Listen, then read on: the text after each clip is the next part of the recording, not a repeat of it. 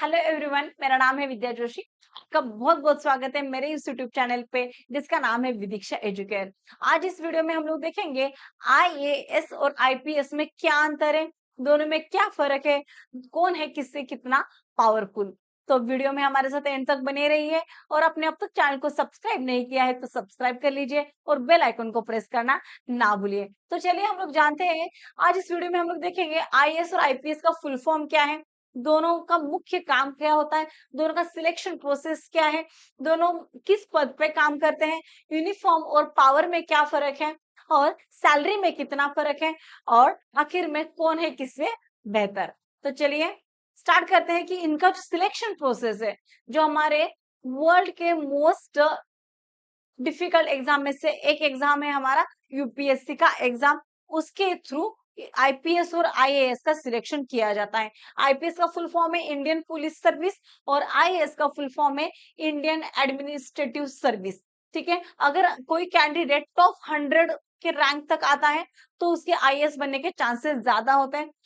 अगर कोई कैंडिडेट अपने यूपीएससी एग्जाम में 100 120 130 तक आता है, टॉप 120 130 के रैंक तक आता है, तो उसके आईपीएस बनने के चांसेस ज्यादा होते हैं। आईपीएस का रैंक जो होता है, कट ऑफ जो होता है वो आईएएस के कंपैरेटिवली थोड़ा सा कम होता है, लेकिन याद रखना दोनों को भी मेहनत बहुत ही ज्यादा करनी पड़ती है।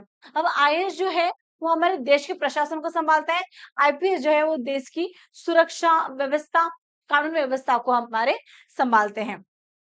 अब इनका सिलेक्शन होने के बाद इनको ट्रेनिंग के लिए, स्टार्टिंग में जो ट्रेनिंग होता है आईएएस और आईपीएस का, दोनों अधिकारियों के लिए को ट्रेनिंग लबासना में भेजा जाता है। बोला जाता है कि लबासना किसी जन्नत से कम नहीं, इतना खूबसूरत ऐसा ये लबासना ट्रेनिंग सेंटर है। तो लबासना का फुल फॉर्म है लाल बहादुर शास्त्री राष्ट्रीय प्रशासन एकेडमी। ये एकेडमी है वो मैसूर में है। अब फर्स्ट 3 महीने का ट्रेनिंग कंप्लीट होने के बाद जो बच्चे आईपीएस के लिए सिलेक्ट हुए थे वो सारे कैंडिडेट को हैदराबाद भेजा जाता है, जो है सरदार वल्लभ भाई पटेल राष्ट्रीय पुलिस एकेडमी हैदराबाद में। ये सारे कैंडिडेट को यहाँ पे स्पेशल पुलिस की ट्रेनिंग के लिए भेजा जाता है। अब ट्रेनिंग के दौरान कोई कैंडिडेट आईएएस कोई कैंडिडेट टॉप करता है तो उसे एक मेडल से नवाजा जाता है, और आईपीएस की ट्रेनिंग के दौरान कोई कैंडिडेट टॉप करता है तो उसको स्वॉर्ड ऑफ ऑनर से नवाजा जाता है। अब देखिए, इनकी जो cadre controlling authority of IPS जी की है वो होम मिनिस्टर के पास होती है, जो हमारे गृह मंत्री के अधीन होती है। अब और cadre controlling authority of IAS जो है वो प्रधानमंत्री के अधीन होती है। अब दोनों के यूनिफॉर्म में डिफरेंस देखिए, आईएएस अधिकारी के लिए कोई भी यूनिफॉर्म निर्धारित नहीं किया गया है। वो बस कोई भी फॉर्मल ड्रेस पहन सकते हैं और अपने जो ऑफिशियल मीटिंग्स वगैरह होते हैं वहां पे उनको फॉर्मल ड्रेस पहनना जरूरी होता है, अनिवार्य होता है। और जो आईपीएस अधिकारी है, आईपीएस ऑफिसर है, उनकी चमचमाती खादी वर्दी यही उनकी शान है और यही उनकी पहचान है। तो देखिए इनका मुख्य काम क्या है, आईएएस हो या आईपीएस हो, दोनों की मुख्य काम क्या है ये पहले हम लोग आज जानेंगे। आईएएस अधिकारी जो है वो नीतियां बनाते हैं, सरकारी योजनाएं लागू करते हैं, विकास कार्यों की निगरानी करते हैं, प्रशासन चलाते हैं, जिलाधिकारी, डीएम, एसडीएम, सचिव जैसे पोस्ट पर होते हैं। अब किसी भी जिले के आईएएस अधिकारी डीएम पोस्ट के सबसे पावरफुल अधिकारी माने जाते हैं। सिमिलरली देखिए, आईपीएस जो अधिकारी होते हैं वो कानून व्यवस्था बनाते हैं, अपराध को रोकना, पुलिस बल का नेतृत्व करना, सुरक्षा इंटेलिजेंस का काम करना, एसपी, डीआईजी, डीजीपी जैसे पोस्ट पर ये होते हैं। और किसी भी जिले के आईएएस अधिकारी एसपी पोस्ट के ज्यादा पावरफुल माने जाते हैं। अब देखिए, आईपीएस अधिकारी जो है वो एक पुलिस व्यवस्था को निभाते हैं, पुलिस व्यवस्था की जिम्मेदारियां ये निभाते हैं, पुलिस विभाग को ये संभालते हैं। लेकिन जो आईएएस अधिकारी होते हैं वो पुलिस विभाग को तो संभालते ही, साथ ही साथ में जिले के बाकी सारे विभागों को की भी जिम्मेदारियां आईएएस ऑफिसर के पास होती हैं। अब देखिए, आईपीएस से आईएएस डायरेक्ट नहीं बन सकते। आईपीएस अगर किसी बच्चे का सिलेक्शन एज ए आईपीएस हुआ है तो डायरेक्ट आईएएस नहीं बन सकता। अगर आईपीएस से उसको आईएएस बनना है तो उसको फिर से यूपीएससी का एग्जाम देना पड़ेगा, टॉप रैंक में आना पड़ेगा। अगर वो टॉप रैंक में आता है तभी वो आईएएस बन सकता है।